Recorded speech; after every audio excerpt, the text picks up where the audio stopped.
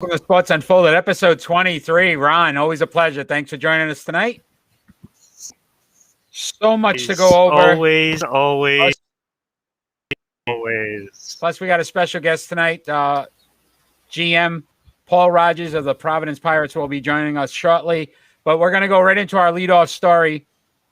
As the Milwaukee Bucks have won 4 straight games to claim the NBA title, their first since 1971, beating the Phoenix Suns 4-2. Do you think they were the best team in the NBA?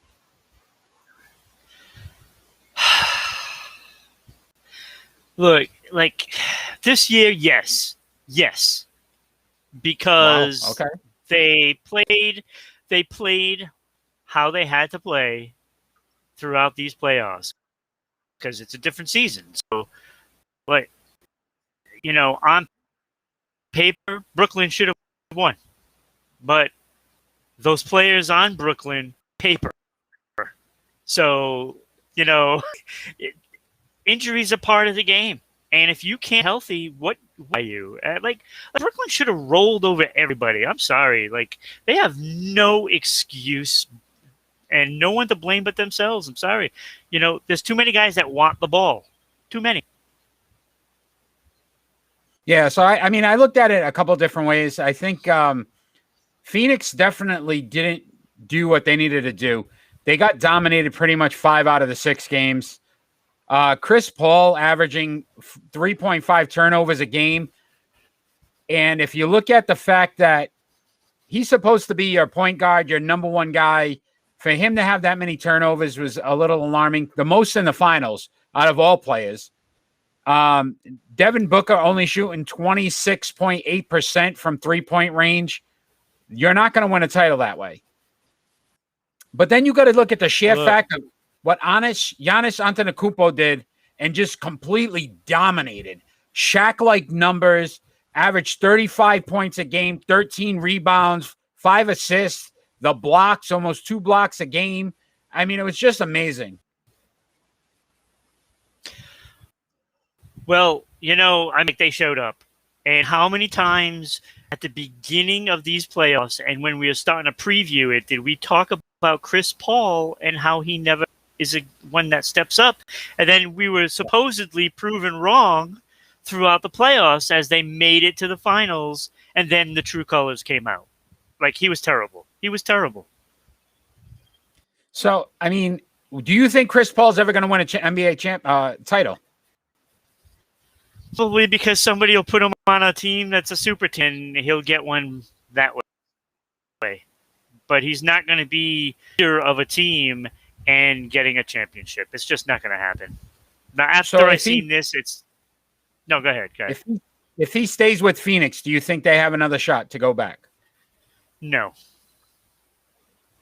Okay. This was their chance. They blew it. And what about the Bucks? Will the Bucks repeat? Or can the Bucks repeat? Because they might be able to ace next year. And if they can ace next to this team, that would be just beautiful.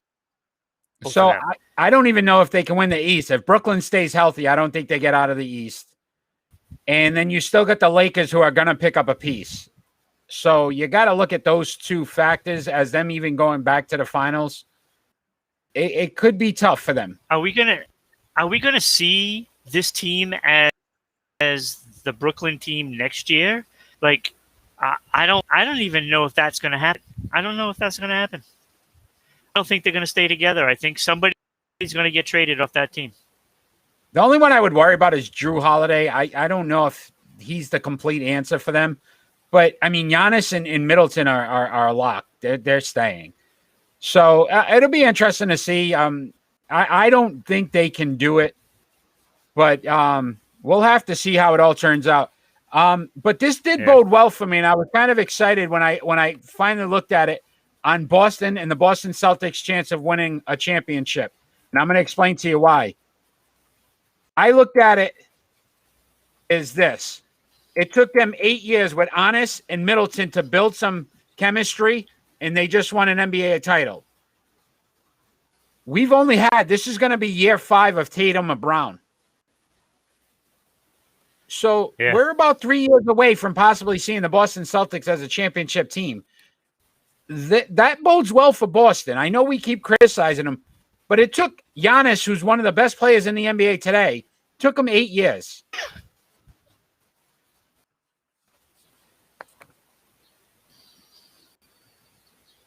Yeah. So we'll have by that theory, I guess, I suppose, I mean, it's just, I don't know. We gotta wait to see what the product on the court is for the Celtics before they're even in the. Right now is a absolutely 2-team conference. Yeah. So first, I want to thank some of the fans that are joining us. Appreciate all the support. Cod God, thank you for joining us. Sausages 79. Dan, as always, I love that name. Queen Heaven. Sausages. Yeah, that was great. So thank you guys for joining us. We're going to move. Twitch that keeps following us. That's what it is. That's amazing. They're all over the place. And ladies, thank you. Once again, we're going to go into the Olympics. And how concerned should we be as the United States on some of our top teams in the Olympics? So the men's basketball team lost 2 exhibition games. The women's basketball team lost 2 exhibition games. The women's soccer team lost to Sweden after 44 games. How concerned should we be about these teams? I wasn't worried probably a couple of weeks ago. Maybe a little bit about the men's basketball team. But now I'm starting to get concerned because there may be another factor in all of this. Now, the Olympics aren't going to have fans.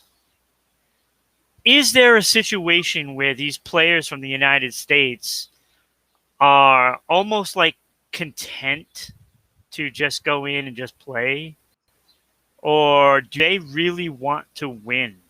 That could be a factor because they know it's not going to have fans. So are they really given that full, effort? I don't know. I think they are. Now, don't get me wrong. I don't want to blast the Olympians by no means.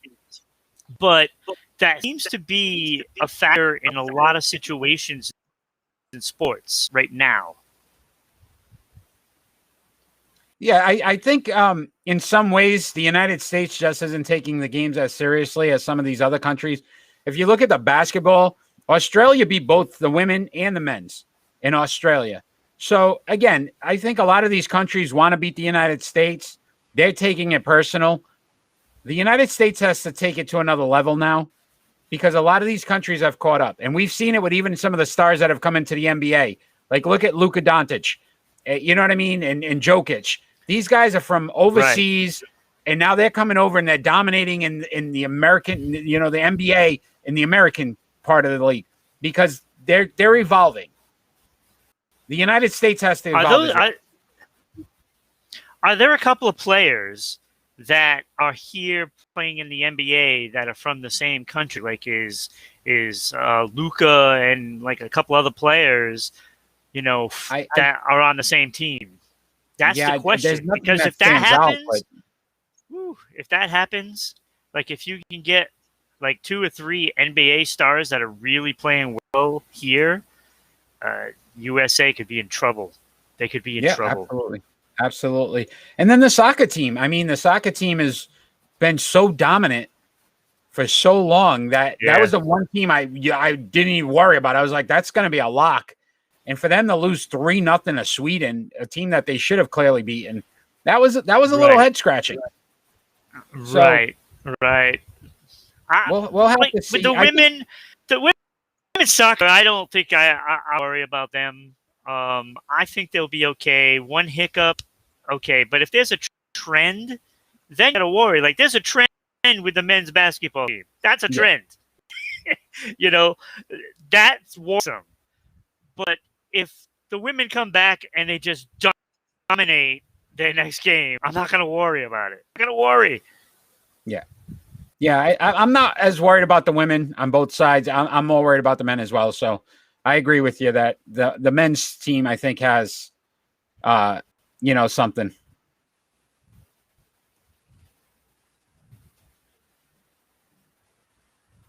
Let's move on to some Major League Baseball.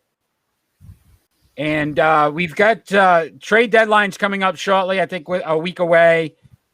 Any teams in particular that you feel should be buyers and any particular teams that you feel should be sellers? Well, the Mets have already been buyers. They have. They picked up Rich Hill. Yes. Yeah, from Tampa. That's a good one. That's a good pickup. Yeah. That's a good one. Especially with DeGrom. We don't know what DeGrom's situation is going to be. He can't seem to stay healthy. So they need a starting pitcher. And they are in first in the NL East, so it makes sense. That's a very smart move by the Mets.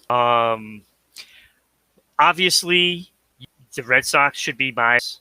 Agreed. The Dodgers, the Giants.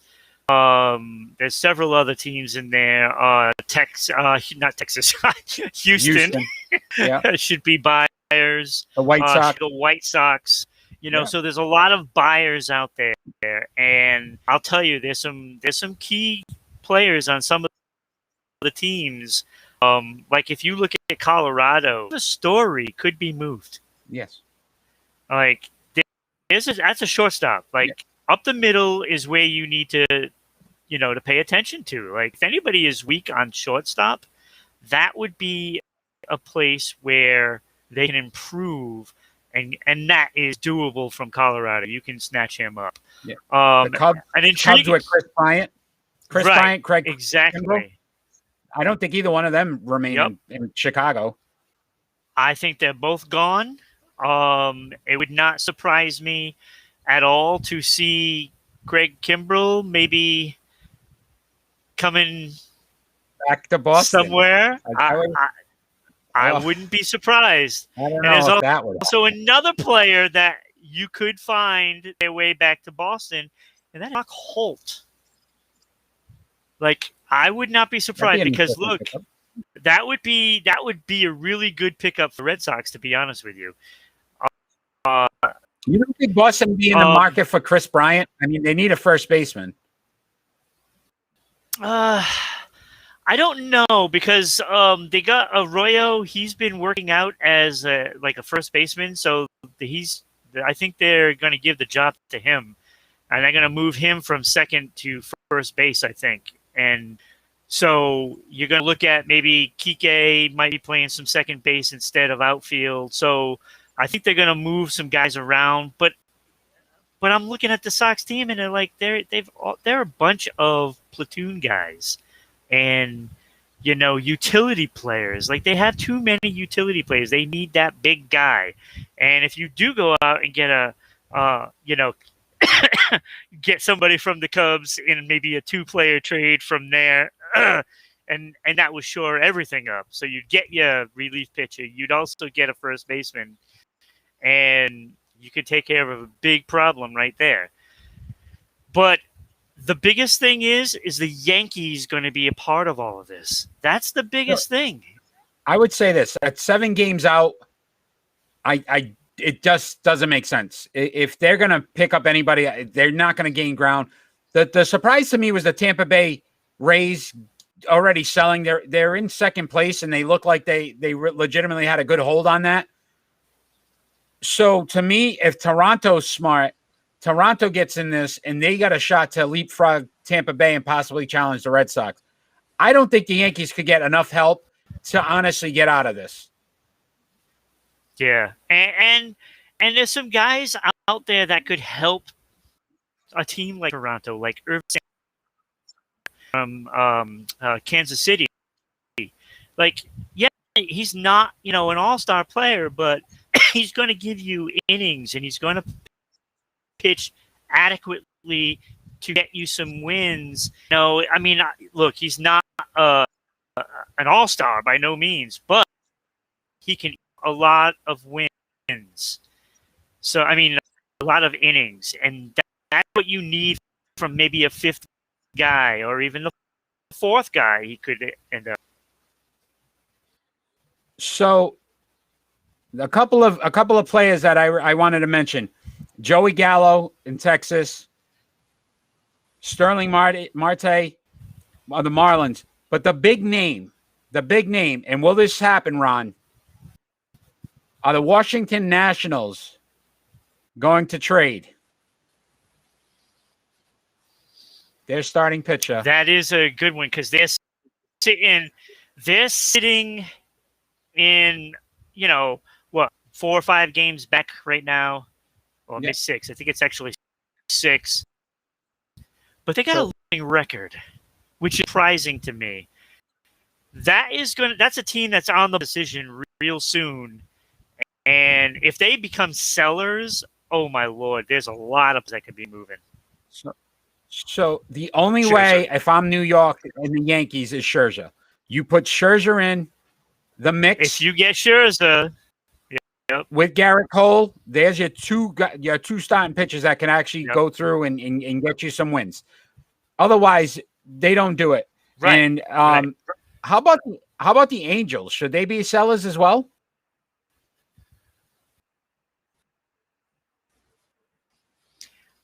At this point, right? Disappointing team. They got all these players, and yet still just can't seem to win. I'm stunned that they're this bad. Look, I would not be surprised if Trout moved. There's no way they get rid of Trout. It's too bad because I'm telling you, don't be surprised. You heard it here first. I'm telling you. I think he's going to get moved. Exclusive. That's right. Dan says sell Joe Madden. They should have sold Joe Madden. I love it. Ron, is our guest available? Are we ready to go to our special guest? Yes, he is. All right. So we're going to go to our special guest, Paul Rodgers, the GM of the Providence Pirates. He's joining us live on Sports Unfolded. Let's see if we get Paul on the line here. As soon as it comes up. There he is. How you doing, Paul? Hey, how you doing, guys? Good to see you. Good to see you again. Good to see you too. How's everything been? It's been really busy, to be honest with you. You know, we finished our regular season, our exhibition season, 8 games. We did well. You know, finished over 500, 5-3. Saw a lot of good things. Learned a lot. You know, going through a season, there's a lot of little things that you learn, and we learned a bunch, and it was great. So now, you know, had our meetings with our players, and now we're looking for some of those guys to come back, and then the next batch of talent. You know, just really excited to try to get it going again for our first regular season that'll begin at the end of October. Excellent. I know you had a couple big announcements. So I know there's a basketball combine on August 8th and also a high school tournament. Can you discuss the high school tournament first? Yeah, actually, we're doing clinics right now. We're doing clinics at the McCall YMCA in Lincoln on Tuesday nights for youth, and we're also doing clinics at Johnston Rec on Wednesdays, as well as Kent County YMCA. And so, you know, we're working with the YMCAs and Johnston Rec, trying to build, you know, a community base. And we ended up wanting to do a high school tournament. We want to do something for the high school kids. So we're doing something called Battle of the Ocean State.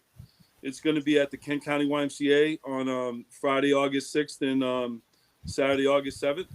And it's for high school boys and girls teams for a chance to compete. It's free. High school teams just need to reach out to us through our website or through the YMCA to if they're interested in playing. But we're excited about seeing what the young talent in Rhode Island looks like. Okay. So actual high school teams from Rhode Island will be competing in this. Yes. Okay. Wow. That sounds really exciting. I know there's some rule changes as well. They're a little different on the rules for those games. In basketball in high school, the rules keep evolving. You know, I think they watch the program and they want to change some things about it, but nothing too crazy. We're not going to have 30-second shot clock or anything like that. I know, you know, Rhode Island has different things where they have halves versus quarters, more timeouts, stuff like that. We're going to run it like a regular high school game. I think 4 8-minute quarters. You know, running time, use, you know, a couple timeouts, but no 30-second clock or anything. It'll be outdoors, be a nice day to see, like, you know, what type of talent the state of Rhode Island and the high school scene has on tap for this year. All right. Let's move on to the combine and what that's involving. So that's on August 8th. Is that how does a player register if they're interested in joining the combine? That's a great question. All they have to do is go to our website, piratesaba.com. There's links on there. They want to definitely register as a free agent. That's the first line they need to do. So we have all their information. And then there's an invitation depending on which one they want to go to.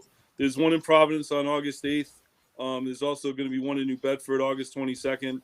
They can select the one they want to choose and sign up and register that way. There's an early bird special for the one in New Bedford. It's $100 now. It's going to move up. The one in Rhode Island's $125. It's going to stay there. But that's how we got the team that we fielded this year.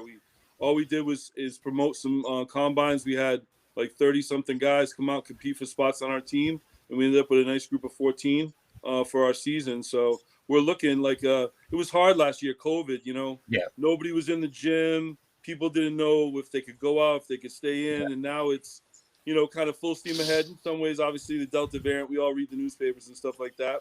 But, no masks, and this is the time. Guys, now know what we're capable of. I'm sure that we have some players talking about the things we did for them to promote them and their brand, and then try to get them some opportunities to play professionally overseas. And we're looking just to build our brand. We're looking for more talent. The best talent Rhode Island has to offer and Southern Mass has to offer. Excellent. So the combine, is it scrimmages, drills? What's that going to entail? Well, the NBA combine, there's different measurables, that we'll do with them, wingspan and vertical and all that. We time them in some running drills, and then we do a bunch of shooting drills, and then we scrimmage at the end. But a lot of it's drills, and stuff that the coaching staff would be looking for, like. You might be really talented, but you can't pick up a concept of a backdoor cut or, setting a high ball screen. And so some of our drills will incorporate things and actions that we'll use like in our gameplay. So we want to see if guys can actually adapt and pick up, or are they, street ball players. The good thing is, everybody has an opportunity, right? So some guys, went the traditional way where they went to college and, now they're trying to play professionally. Some, had some life experiences where they didn't get the opportunities maybe to play in college or only played a couple of years.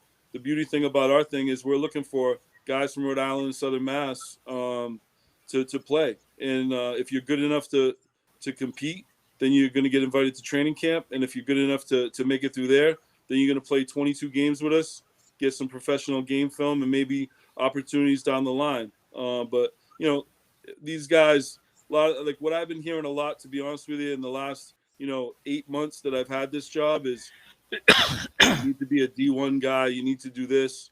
I truly believe in the power of perseverance and battling through adversity. So a lot of guys just want a shot.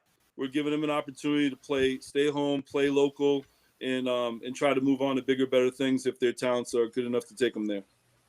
Is there any particular positions you're looking for, or is this just like a free guards, forwards, centers, a little bit of everything? We're looking for the best talent, but we'll be real. Like 7-footers and 6'10" guys don't grow on trees, so you know we like those guys obviously because there's not a ton of them, and not necessarily a ton of them that are talented. But we want big bodies obviously, but I think we want the best team that we can put out on the floor, and if that means a little bit of a smaller lineup, that's fine. Like, if it's a bunch of guys around 6'4", 6'7", so be it. But, we're looking for the best talent that Rhode Island has to offer. And I've seen some let's put it this way. Our goal is to get guys to Europe, okay? We want them to play professionally in Europe. Even at a lower level, you get over there and you can really move up by being over there. So that's our goal for our guys. Obviously, other guys have their own goals, but that's our goal, our vision. For guys, if they want to go attain that, the highest paid player in EuroLeague, do you know who that is? I'll give you a hint. He played for the Celtics. Really? Yes. Okay. And he's not tall. How about that? That's even harder. Okay. Shane Larkin. Wow. Okay, I know Shane. Yep. $4 million a year. Oh wow. In Europe, and he's 5'10". So my thing is you get the best basketball players. Yeah. You know what I'm saying? Obviously we want some big guys, but you get the best guys, and whoever they are, They might not. We're hoping that they don't have a name and we can help them with their name. That's what we're looking for. So, but again, we're excited. We feel really good about where we're at going into the season. We just want to find the most talented guys that want the opportunity to play professionally. Outstanding. Well, once again, if you're joining us, we are live. We're with the Providence Pirates GM, Paul Rodgers. We are discussing the combines. You had mentioned that there's a training camp afterwards. So the combine is just basically to give you an opportunity for a training camp. Yeah. How many players are invited? Yeah, so we'll have some guys that maybe not go through the process and make the training camp roster just based on their resume and who they are. But for the vast majority of guys going through that combine is the opportunity to show what they got. And then, even the guys that we had last year, they're all going to go to the combine because, a couple of months is not a really, really big look, especially with COVID not being, even guys now I talk to, they can't even get into the gym regularly. You know what I mean? So that might not have been having their best foot forward. This gives them the opportunity to do that. And there's no maximum. So a guy we don't know, maybe they didn't have their best day at the combine August 8th, right? They have the opportunity to attend the one on the 22nd. If they want a second shot at it, we're all for that, So, but yeah, that's the first layer. You make it through the combine. We'll have, whatever the group is. We want to probably get it down. I would say my head is probably like 25 guys maybe to the training camp, maybe even 22, and then we try to pare it down to our 14, 10, 14, 12, like whatever we think is the right number for us, But my thing is it's really hard for me to say, oh, we're only going to invite 25 guys to training camp. There might be 27 that are really good and we don't know how to separate them. You know what I mean? So the training camp's going to be for a few weeks. So it's going to give the opportunity to really separate who is a flash in the pan and who's a really consistent guy that we want as a part of our team. And again, it's all timing. I really, truly feel like, things happen for a reason. We've talked to a lot of really good players that are interested in playing for us.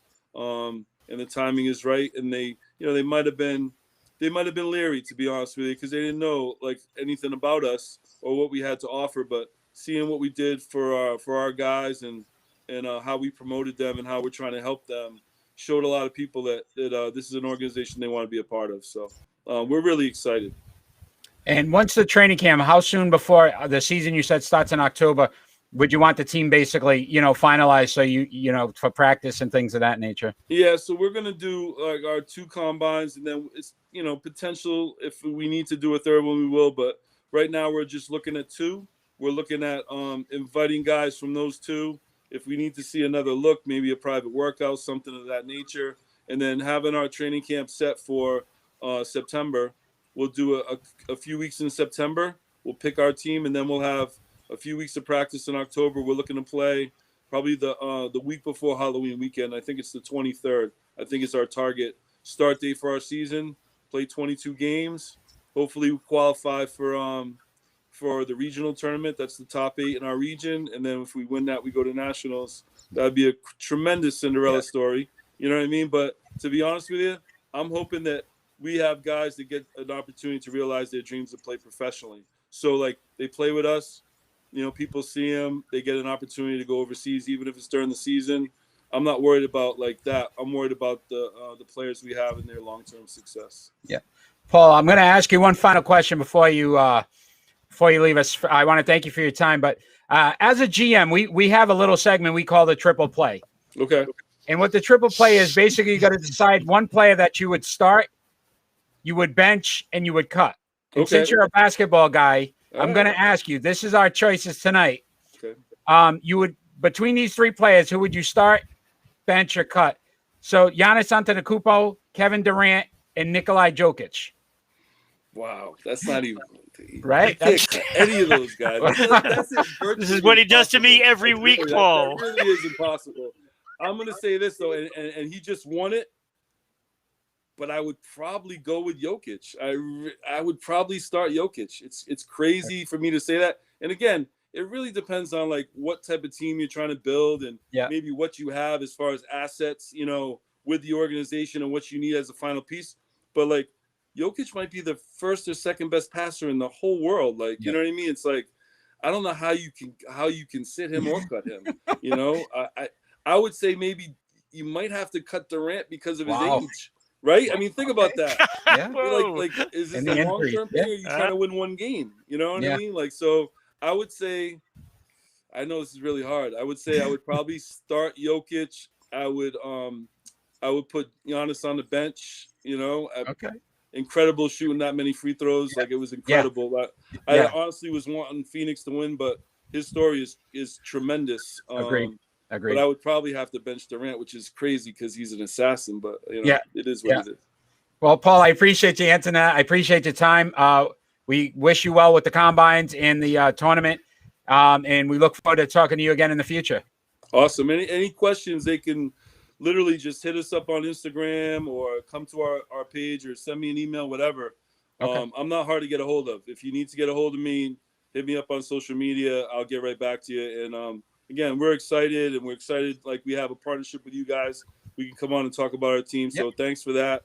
If I don't get to talk to you, enjoy your summer. Hopefully we'll reconnect at the end of August when we have our team. You know what I mean? Right. Sounds great. And just once again, in case anybody missed, how can they sign up for the combine?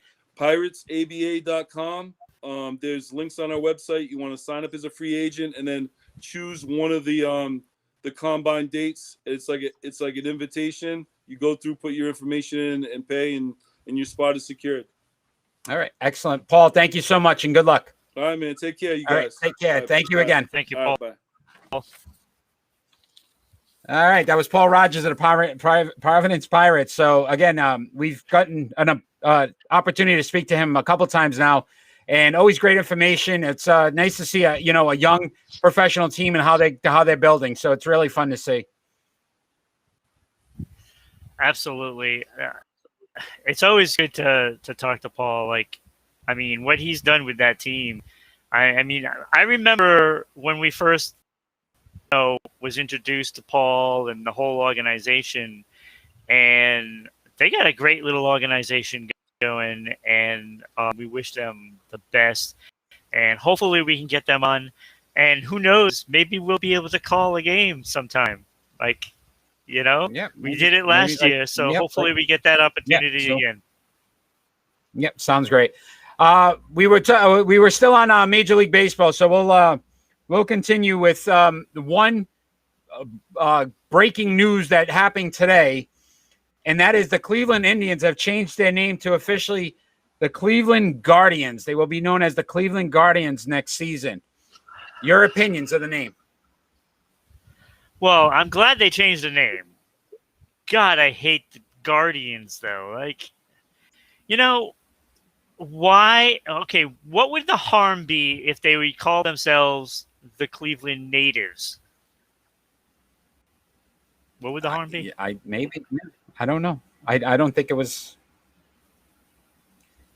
Club Reaper. Yes, they did change their name to the Cleveland Guardians. They will be known as the Cleveland Guardians next season. So I don't know. Yeah, that's going to be hard to adjust to. I don't know if I like it. I mean, when we do our baseball show, next season, we're going to say the Indians a few times. I think that's a guarantee.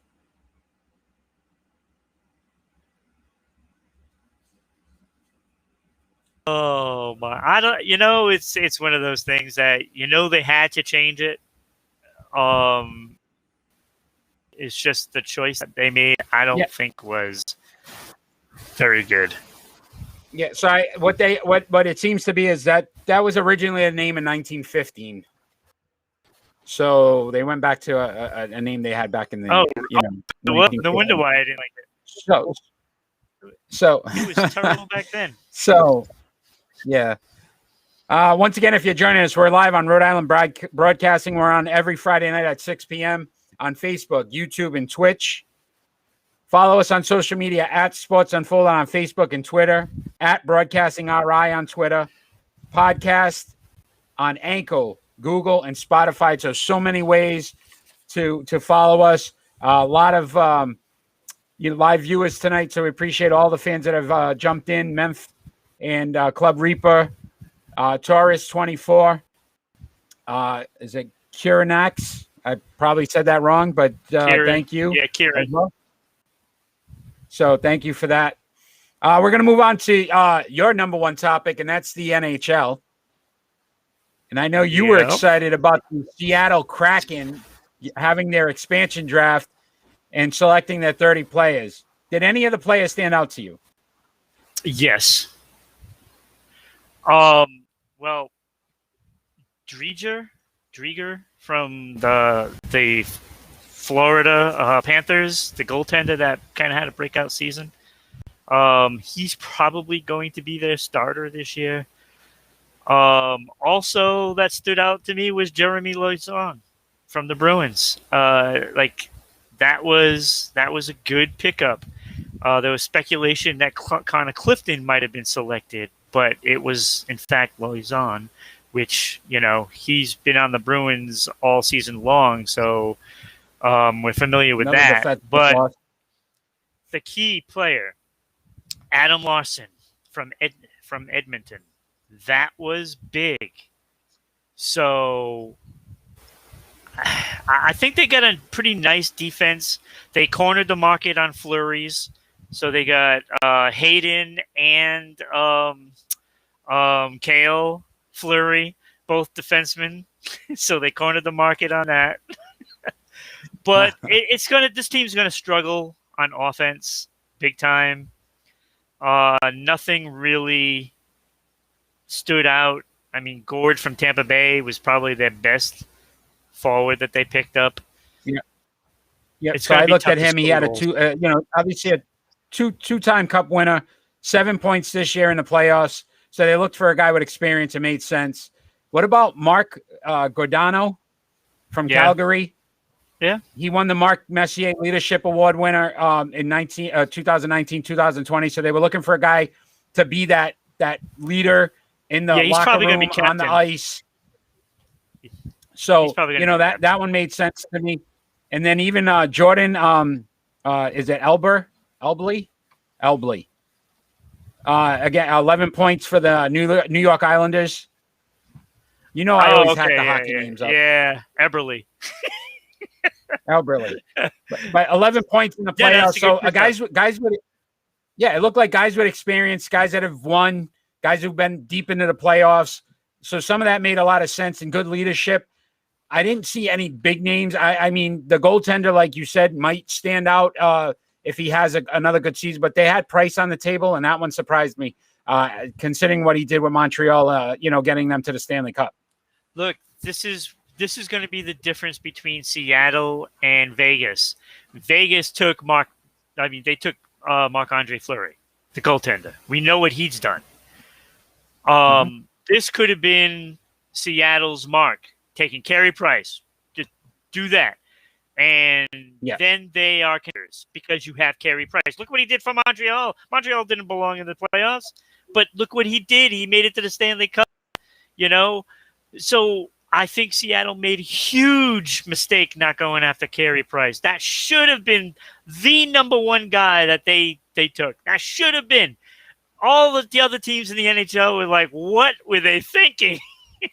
It was just a bad non-move. I want to thank RV Gaming for joining and Shield Bro. Thank you guys for joining. Yeah. I know you wanted to talk about it. We'll probably discuss it more in length next week. But Bruins are really close to signing Taylor Hall to a 4-year, $24 million deal. Do you think the deal will get done sooner than later? I think it'll probably be announced in the next couple of days. It's Friday, so maybe Monday it could be announced. Which after that, it would be Krejci will probably fall right in line. I think she is actually waiting to see if they re-sign Taylor Hall, and if they didn't, then I would think Krejci would retire because he wants to have somebody to play with, and he wants that. That's what he wants. He's not going to sign with anybody else. He's either going to retire or stay in Boston. And I think he's just waiting for Taylor Hall. And you'll see Krejci probably sign within a couple of weeks. So obviously we'll look for that news this week and discuss it next week. It's on to triple play, and Paul already kind of gave you the cheat sheet. You know, we're not professional GMs, but which player would you start, bench, or cut on the trip? I mean, I'm going to tell you now, based on what he picked, I'm not a professional GM. So Giannis, Kevin Durant, or Nikolai Jokic, who you starting, who you benching, and who you cutting? I am starting Giannis. That's not a question for me. That was the easiest part. The hardest part was choosing between the other two because look, if Kevin Durant is always healthy, then Kevin Durant is my starter. But he's not. So, but you don't give up a talent like that, so you have to put him on the bench, and that leaves Jokic out. So I had that's a hell of a play to leave off. Right? Yeah, I had Durant starting, and I just think just for the sheer point of he can do so many different things for you. Giannis on the bench, because I just need that guy to dominate when I need him to dominate. And I cut Jokic. So neither one of us really agreed with Paul. No. So that's what I'm saying. But again, to his point, it depends on what you're looking for from your team. So we're obviously looking for guys that either get hurt or just won a championship. No. Like, I mean, come on, you can't. I'm sorry. I feel like you can find a Jokic, somewhere. Wow. You can't find a Kevin Durant. You can't just find a Giannis. You can't just find those players. That to me, that I feel is where the difference is. I think all right. Jokic is like 5 or 6. There's like 5 or 6 players like him in the league. Like, how many players are like Kevin Durant? No one. Not too many. How many people are like Giannis? I mean, come on. Like, look what this man just did. Yeah. Mm-hmm. Absolutely. So you got to start with those two. I think we got it right. Sorry, Paul. Let's move on to some NFL. So we got a lot of NFL stuff to cover. We'll start with the Aaron Rodgers saga in Green Bay. So he, it's been reported that turned down a contract extension would have made him the highest paid quarterback in the league. Do you think this is the sign that he's done? There is no chance for them to work this out. It is absolutely done. That is the biggest statement you can make. He just turned down the biggest contract ever. Like, seriously. Like, this is obviously done for Aaron Rodgers. And we may never know really why, because there's at least something wrong. And Aaron Rodgers, I don't think it's so much them drafting another quarterback, because he knows what he went through. So there is something else that's much deeper than what we know as fans. And you hit the nail on the head. He's not playing for him. It was 4 years before he even saw the field under Brett Favre. So it's not like you said, this kid's taking my job this year. It's not that. It's more about, I think, the respect factor and the fact that they're not actually giving him say on what they're doing as an organization. They're kind of shutting him out. Yeah. You pass up that much money. Yeah, you're basically saying, look, it doesn't matter. So if they can't work out a trade, he's sitting out this season up until like week 10, I think, is for it to count as a full season. And then he's coming back playing the 7 games, and then he's on his way to some other city. So we'll have to see how it all turns out. But that was pretty glaring that he turned down that contract. On the injury front, the Rams have lost their starting running back, Cam Akers, to a torn ACL during a workout. Does this hurt the Rams' chances of actually making a run and competing with the Tampa Bay Buccaneers for a championship? No. It was already done when Stafford was back. Like, let's be honest. Come on. Let's be honest now. Stafford is not going to get them to the promised land. So it doesn't matter if somebody else gets hurt. We already know that they weren't going to contend for the Super Bowl. We already knew that. So they were considered one of the top contenders. But I will say this. Sure. Cam Akers, in 5 games, he started 5 regular season games. He rushed for 625 yards, 2 touchdowns, 11 receptions, 123 yards last season.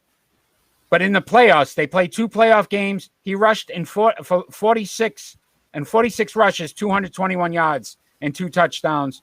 So you started to see that he's gaining confidence. That's a big loss for their offense. But I like Stafford better than Goff, so I still think they're contenders. Oh, I do too. But this hurts that chance. I think they needed Akers. Look, I mean, by the time preseason rolls around, which is not very far away, you're going to have running backs available. There's going to be running backs out there. And as long as you can block for a good running back, they're going to put up yards.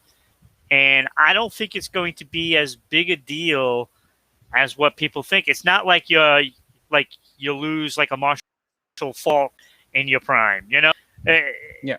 It's not like you're losing that.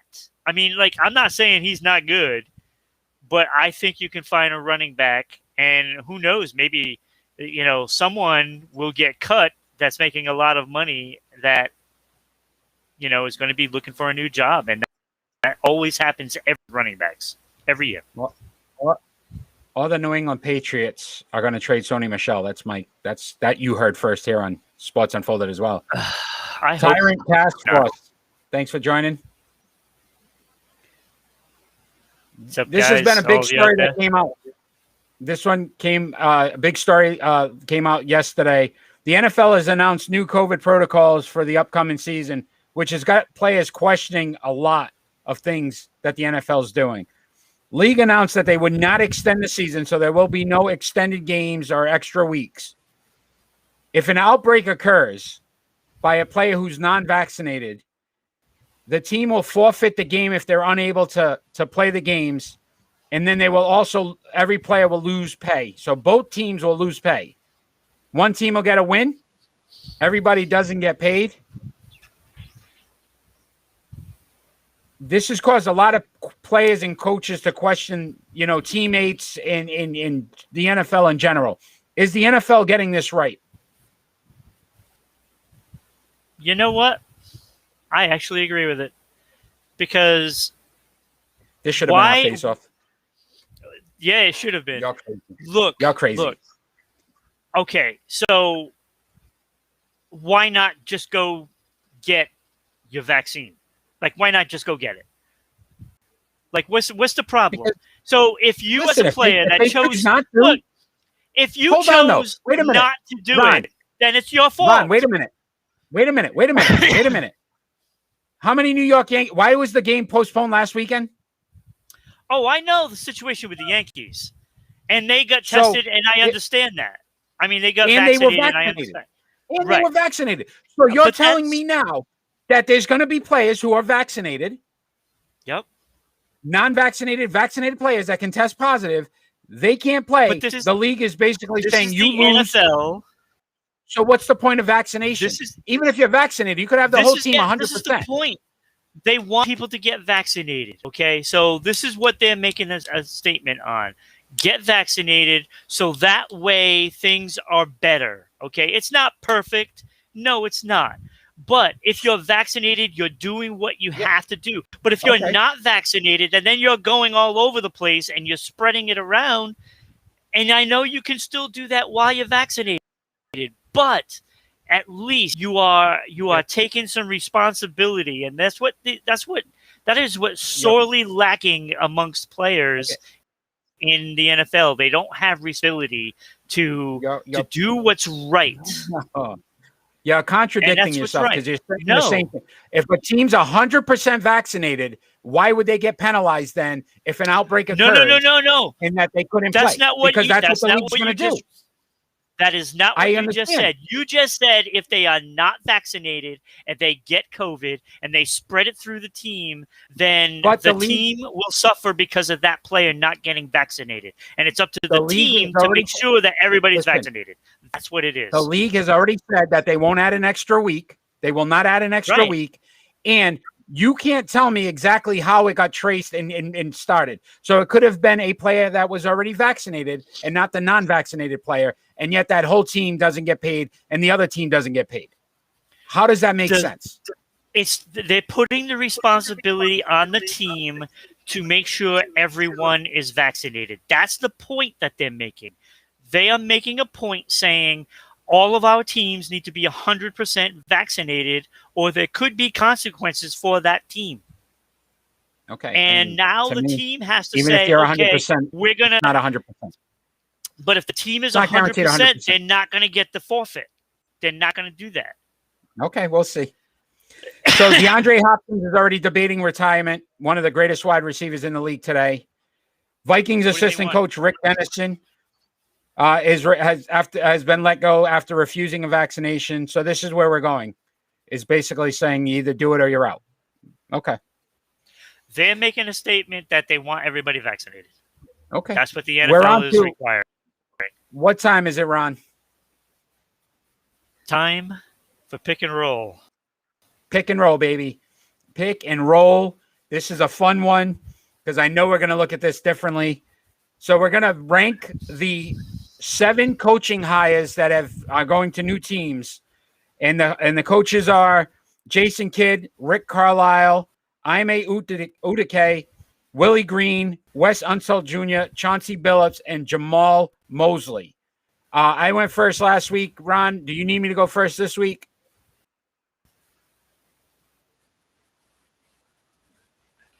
No, I can do this. This is fine. You got it? Because no, it's all right. I got it. Number 7, I have Green from New Orleans. Personally, New Orleans should have gone experienced coach. Like really, that has been around, like maybe a Van Gundy, I think that would have been a good coach to put in New Orleans because they got some talent there, but they need somebody with experience to lead that team. That I thought was not the right choice. They could have gone with Carlisle here, but they did not. Number 6 and number 5, I just think, And I put Mosley from Orlando at number 6. I don't think it really matters who the coach is over there because they're still going to lose. It doesn't matter who because they just have nobody. And for Washington, I feel like they're also a team that needed an experienced coach, and they just didn't do it. They didn't do it enough. Like they're missing the boat. Like there's some guys out there that they could have gotten that, like the Celtics did, an assistant coach. They didn't need somebody that had to be, the guy like a Phil Jackson or anything like that.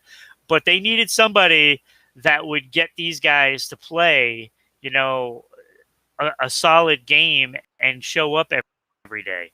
That's the kind of coach we need. And, we really don't know what's going to happen with them. I think they're going to take a step back, to be honest with you, and they're not going to make the playoffs this year coming up. Number 4, I have Boston. I'm not even going to try to say his name because it's just not happening. Ime Udike. Yeah. Okay. So okay. So I have him there, and I get the point that players like him and yada yada yada. Like really, I'm already done with the players like him. We need a guy that's going to tell these kids what they do because they need to start. They need to start playing like they're supposed to be playing. Enough of this camp of the Boston Celtics just going in and going through the motions. Like I don't want to see a camp. I want to see somebody going, hey, you need to do this. We Belichick of the NBA. That's what we need. That's what we need here. But, I mean, it's better, but not there. Number 3, I have Kidd in Dallas. I kind of like this. I'm not sure he's a great coach or anything, but I kind of like Jason Kidd going here. Gets another shot, and I think he can do some things with this team. They need a couple of pieces, and I think he's a guy that can really help with the ball control part of it. I mean, look, he was a great point guard. I mean, you know, he's going to help this team. And he might make the offense go through somebody else to Luka. And I think that's what this team needs. I think you need to give Luka some space and to go where he wants to and not have to worry about ball control. And I think Jason Kidd is the guy that can do that. Number 2, Carlisle, Indiana. They got the guy that should have been in New Orleans if they were smart. Because, I mean, Carlisle can do some things with what he has there. They have some good pieces there. And they just need somebody with some experience to make that team, you know, basically maybe even overachieve. This team could be top 4 in that conference. And I think Carlisle can get it done. And number 1, I went with Portland, Billups. Tell me that wasn't a great move, because he might be able to get all those players to stick around. And that's the key part of Billups being there. I think that team does stay intact because of Billups, and I think Billups, you know, as was a point guard, he's going to be able to do that. He's going to bring that to this team, and again, it's all going to be about ball control for them and funneling the offense correctly. Not bad. That's it.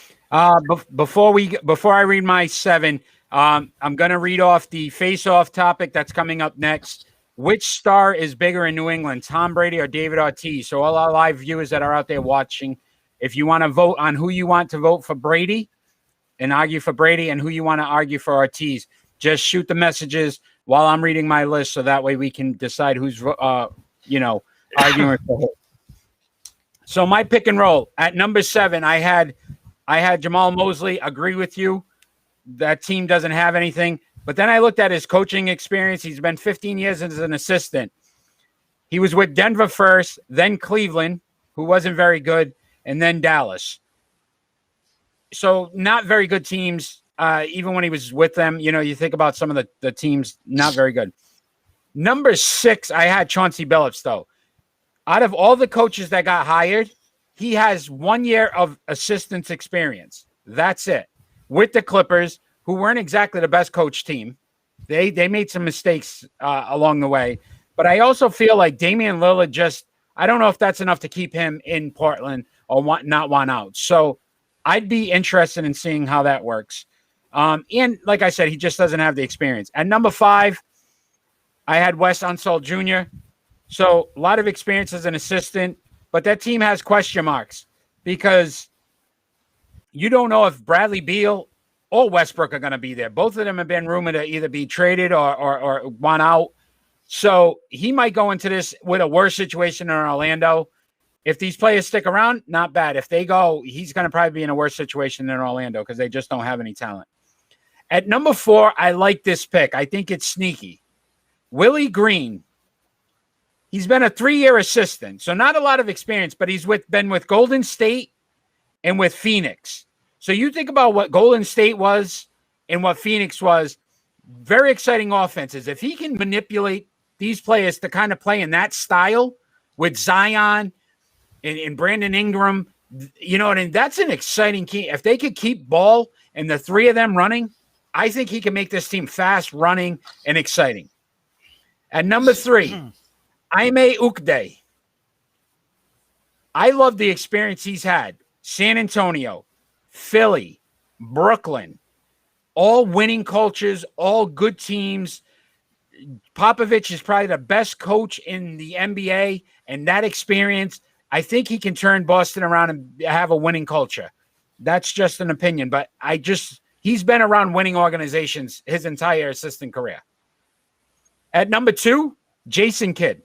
And I agree with you. I think this could be exciting. I think he can do things with Luka and get Luka some experience. So I like this pickup. 183 and 190 was his career with Brooklyn and Milwaukee as a coach. He's been an assistant with the Lakers for the last 2 years, knows the game, understands the players, today's players. I think this could work. It's all going to depend on Luka and Luka wanting to be, learn and kind of grow into a different role. Number 1, I had Rick Carlisle. By far the most experience out of any coach that got hired. 836 wins on 689 losses. Has won an NBA title. Indiana's one of those teams, they always have some talent. They always have some players that just get things done. They don't have superstars, but they got enough talent. I think he can win with his team. He did it with Dallas, and Dallas wasn't overly loaded. I know they had Luka, but after that, they didn't have a lot, and he somehow continued to win. I like this pickup. I think they could be a force in the East. They don't win the East, but they're going to be competitive and keep people guessing. So that was my pick and roll. Yeah, it wasn't bad. Not bad. Mine was both bad. of those. I liked both arguments. I thought you did pretty good on that. I enjoyed that. Now, are we ready to get to a real argument? Face off. He's killing me here, but I'm voting for Brady. So I got Brady on this. Which star is bigger in New England? And you're ready? Easy ones. We're ready. Go ahead. You could start it. All right. Okay. Last week, I believe it was, we discussed what team was more important to Boston, correct? Yeah. And that was by far the Boston Red Sox. Red Sox, absolutely. Okay. So what did Big Papi do? He brought championships. Okay. And, say what you want about Tom Brady. Yes, Tom Brady he's the GOAT over there in football. Championships. 6. Yes. And let me ask you this. Who won it first? Oh, it was Tom Brady. Oh, I know Tom who Brady won it first. Tom Brady brought 3 who championships. Thought the Red Sox would ever win one? So before Tom Brady created that winning culture and made Boston have to win, David Ortiz would have been nothing if Tom Brady didn't win those championships to start. Tom Brady clearly is a bigger star in New England because he created this whole culture for Boston. Look at history, Eric. You know that everybody thought, no way the Red Sox ever another championship since 1918 back then. Okay, it was not going to happen. Well, Papi, what did he do? He was clutch. He was clutch against the Yankees, your team, and drove that dagger into your heart. And he just did it again and Tom Brady, again and again. 9 Super Bowl titles. 9 Super Bowl appearances, 6 titles versus 3 for Ortiz. Tom Brady brought much to the table. Ortiz doesn't have the ability to dictate a game except for when he's up there. He's got one shot to do it, and that's what he does. Fans were more upset about Tom Brady going to Tampa Bay than when David Ortiz retired because everybody knew what New England would be afterwards. Boston still won after David Ortiz. Because he installed that tradition. Who do you think has been in that dugout, all these years? Clearly won that argument, my friend. Anything. Clearly won that. Didn't win anything. As usual, Dan knows. He said, I got you. Yeah. Prediction time, my friend. I won last week. The one game that we didn't agree on, the Bucks won, so I won that one. So we're going Major League Baseball this week. Starting July 26th, the Braves at the Mets. It's a 5-game series. This could swing the NL East. Who's winning it? Oh, yeah. It's going to swing, and it's swing wide open, and Mets are going to take 4 of these games. Oh, I'm going Braves to win the series because I think that they're hot now. They ain't winning anything without their big boy. They ain't winning anything. So we got no football, no basketball right now, and no hockey. So we're struggling. So we're going to pick some Olympic games. The U.S. women's soccer are playing July 24th, and they're facing New Zealand. I can't pick against them. I already know US, we're going to agree on all three of them. Yeah, so why even bother? U.S. women on July 27th, basketball Isn't there a versus fight Nigeria. Friday night at the fights? Yeah. Well, like, there's got to be a fight somewhere.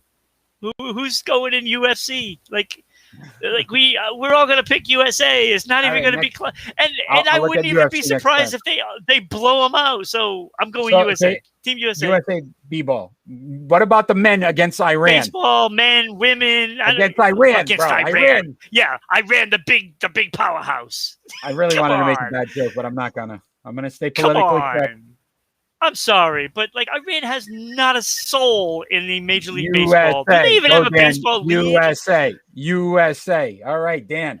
Like, could they eat? Do they even have a baseball field over there? I don't know. I don't like, think so. Come on, this is not even serious. Next week, if you enjoyed our show, is there like a cutoff point to how many runs somebody can score? Yes. Is there a 10-run I believe there rule? is in Olympic. Okay, yes, so 10-0 United States. I'm talking basketball though. We're not talking baseball. Basketball. Men's basketball. I'm talking about the baseball game. I don't even know. I don't know who they're playing. Game. I don't even know who they're playing in baseball. All right. So it's USA 10-0 in baseball. Right. In basketball, they're gonna beat Iran for like 40. They're not doing baseball. Next week's show. Killing me. Next week's show, Ron. Be prepared. NHL draft talk. Draft happening tonight. Yes, and I got to get on that. We're going to debate on the NCAA payouts. Nick Saban's already said his quarterback's made over $1 million. And we'll discuss if it's good for college sports. No. We'll discuss Major League Baseball trades that have happened. So a lot to cover next week. Once again, if you're joining us, we're live every Friday night at 6 p.m. on Facebook, Twitch, and YouTube on Rhode Island Broadcasting. Follow us at Sports Unfolded on Facebook and Twitter, at Broadcasting RI on Twitter, and on our podcast on Anchor, Google, and Spotify. Tune into our show on Thursday nights, The Wrestling Den with Rick, Nick, and Kenny. Those guys doing a great job with that show, and really great show last week. They're going to cover the top 25 tag teams currently. If you haven't watched our show before, how we end our show is on our final thought, and our final thought can be about anything. It doesn't necessarily have to be sports related. I went first last week, Ron, so you're up first this week. All right. So first of all, I want to thank all those Twitch players that are out there that came in and discovered the show and meant it throughout. I want to thank all of them for showing up. And of course, Dan, you're always commenting. I want to thank you so much. And all the Twitch guys, thank you. And gals. I want to address the fact that there is more to the Olympics in the men's basketball team and the women's soccer team. Yes. Yeah. There is a whole lot more than that. Like, yes, those two teams have dominated the world. We know, but you got to get it into all these other sports, like swimming. Swimming is actually pretty cool to watch. Like, we've experienced Michael Phelps, but there's another athletes that are out there. Please give some of these sports a chance to see if anything there. Like, maybe you might like it, but all these athletes are there for us. So we should be supporting them. Agreed. Great point. I also want to thank Paul Rodgers for joining us tonight from the Providence Pirates. Thank you so much for your partnership, and we appreciate you joining us tonight. My final thought is about the recent shootings that happened after some sporting events. So the Washington Nationals game on, I believe it was Saturday last week or early in the week. And then the Milwaukee Bucks, as they closed out Game 6 and won the title, some more shootings. And I just don't understand what is happening in this world that people feel the need to bring guns to these events, and why this is continuing to be a trend. But it's just getting to a point where you don't even feel safe enough to take your family to a sporting event just to enjoy it. And we need to change that, because it's just not right that we can't take our families, our friends, our loved ones to these games and not feel like our lives are in jeopardy every time we walk into a stadium, because we just don't know what's going to happen. Let's grow up, people. Let's enjoy the games. We didn't have these opportunities to see these games and beat crowds last year with COVID, and you're creating it again. Let's stop and just grow up. Let's just enjoy games. Teams win, teams lose. It's part of sports. Enjoy it. And then move on from it. It doesn't matter who wins or loses. At the end of the day, you got out, you had fun, you were able to experience something that a lot of people wish they had. So enjoy it. And that's my final thought. Ron, as usual, man, I appreciate it. Appreciate the time. Great show tonight. And we get to do it all again next week, episode 24. So thank you. Absolutely. Fans out there that watch, thank you. Take care. Everyone have a great night.